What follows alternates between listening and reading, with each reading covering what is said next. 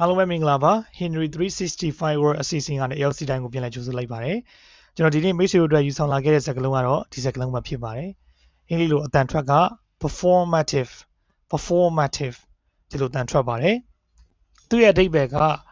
လူမြင်ကောင်းအောင်ပဲလုပ်တော့ဆိုရဲအဓိပ္ပာယ်ထွက်ပါတယ်ဒီမှာအင်္ဂလိပ်လိုလည်းကျွန်တော်ရှင်းပြထားပါတယ်ဟာလားသူတကယ်တမ်းခံစားလို့လုပ်ပေးရမဟုတ်ဘဲနဲ့လူရသူ့ရဲ့ပတ်ဝန်းကျင်မှာဝိုင်းကြည့်နေပြီလူရဲ့ထင်ကြီးအောင်လုပ်တဲ့လုပ်ရမျိုးတွေကိုကျတော့လူမြင်ကောင်းအောင်လုပ်တော့ဆိုပြီးတော့ညီမတွေပြောလို့ရှိတယ်ဒီလိုဖြစ်ပါတယ် adjective ပါဥပမာအနေနဲ့ကြည့်လိုက်မယ်ဆိုလို့ရှိရင် his kindness seems performative he only help when people are watching ဘာသာပြန်လိုက်ရင်သူ့ရဲ့ကျင်နာမှုဆိုတာလူတွေကကြည့်နေတဲ့အချိန်ပဲသူကကူညီတယ်လို့ထင်ရတယ်เนาะဒီမှာ seems performative လို့ရေးထားတာထင်ရတယ်လို့ရေးထားတာဖြစ်ပါတယ်ဆိုတော့